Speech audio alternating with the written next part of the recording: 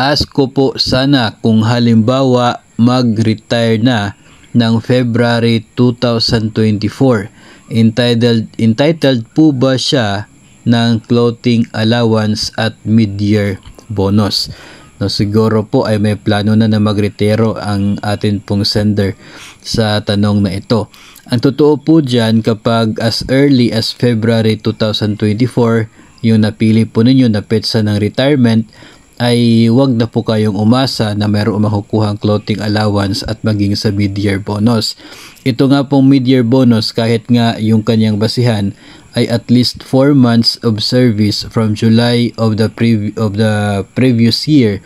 Pero nakapaloob naman sa guidelines ng mid-year bonus na dapat ay aktibo pa sa serbisyo ang isang empleyado as of May 15. No, as of May 15, dapat aktibo pa sa serbisyo. So kung nag-retire po o kaya ay nag-resign as early as February 2024, ay wala po kayong aasahan na mid-year bonus na makukuha from your agency. Pagdating naman dito sa clothing allowance naman mga master na tanong, ay ayon po sa guidelines para sa mga existing personnel. No, kinakailangan na sila ay existing personnel ng gobyerno at they are expected to be in service in the next 6 months of the current year. So if ever po as early as February, so hindi na po aktibo sa serbisyo by April.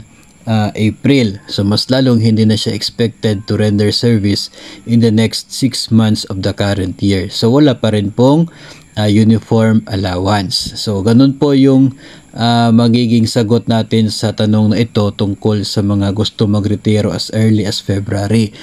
Kung may tatandaan po ninyo, ay mayroon po tayong ginawa na isa pong video na uploaded po natin dito sa Facebook at maging sa YouTube. Tungkol po yun sa mainam na petsa sa isang taon, no, na effectivity ng inyong pong separation from service.